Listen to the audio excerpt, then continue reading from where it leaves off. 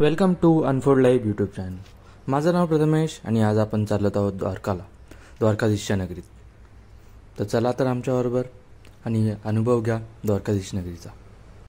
Dwarka railway स्थानकाच्या बाहेर थोडेसे चालत गेल्यावर खूप सारे हॉटेलचे ऑप्शन आहेत. तिथेच आम्ही एक हॉटेल सिलेक्ट केलं आणि तिथे सर्व फ्रेश होऊन आम्ही आता द्वारका नगरी फिरण्यासाठी निघालो. आणि द्वारका नगरी फिरण्यासाठी आम्ही एक अर्टिगा हायर केली.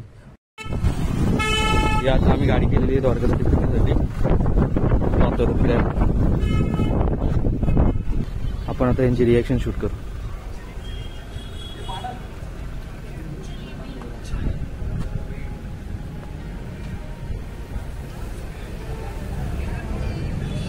चला तू बोला ना ब्रेन शॉवर होईल म्हणून. हा अभिषेक चला अभिषेक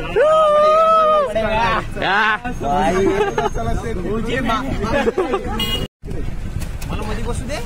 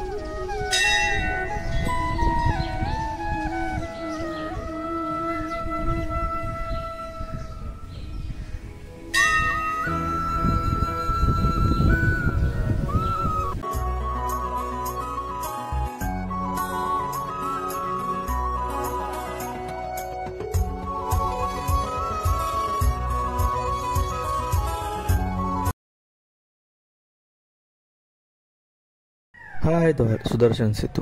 हा द्वारका नगरीला द्वारका बेटाबरोबर जोडतो. आम्ही इथे थांबून खूप सारे फोटो काढले, तुम्हीही काढू शकता. द्वारका बेटावर श्रीकृष्णाचे खूप असे सुंदर असे मंदिर आहे आणि तिथे जाऊन आपल्याला द्वारका नगरीबद्दल खूप सारी माहिती भेटते. आणि द्वारका बेट बघण्यासारखं आहे. तिथे मोबाईल घेऊन जाण्यास सक्त मनाई असल्यामुळे तिथे आपण काहीही शूट करू शकलो नाही.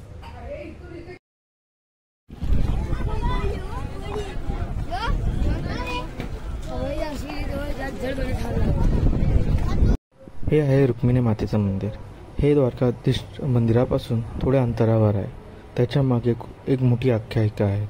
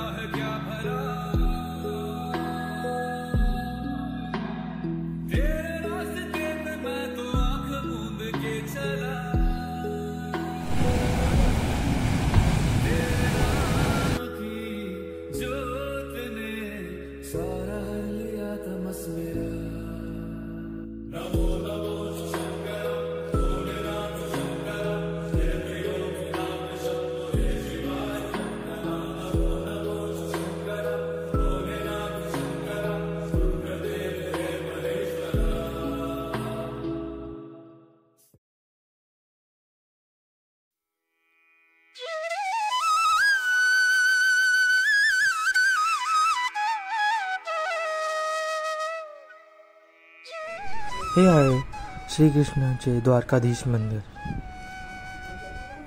द्वारकाधीश मंदिर हे आपल्या हिंदू धर्मातील सर्वात मानाच्या पवित्र 4 धामांपैकी एक आहे. हे मंदिर सुमारे 2000 वर्ष जुने असावे असा अंदाज व्यक्त केला जातो.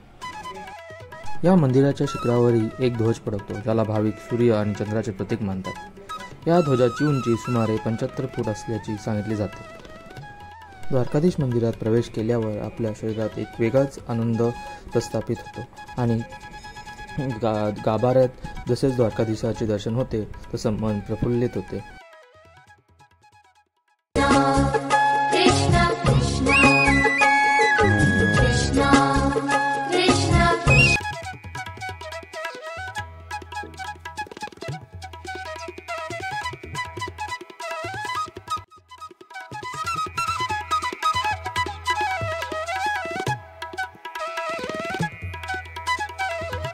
हा आमच्या गुजरात ट्रिपचा शेवटचा दिवस असल्यामुळे आम्ही इथे खूप सारी शॉपिंग केली आणि इथे खूप सारे दुकाने आहेत. विविध प्रकारचे गोष्टी तुम्हाला इथे भेटून जातील. आणि दुसऱ्या दिवशी सकाळी लवकर उठून आम्ही पुन्हा द्वारकाधीशाचे दर्शन घेतले, कारण एका भेटीत आमचा मोह शांत होणार नव्हता. आणि तसेच सर्व पॅक करून आम्ही पुन्हा आमच्या परतीच्या प्रवासाला निघालो.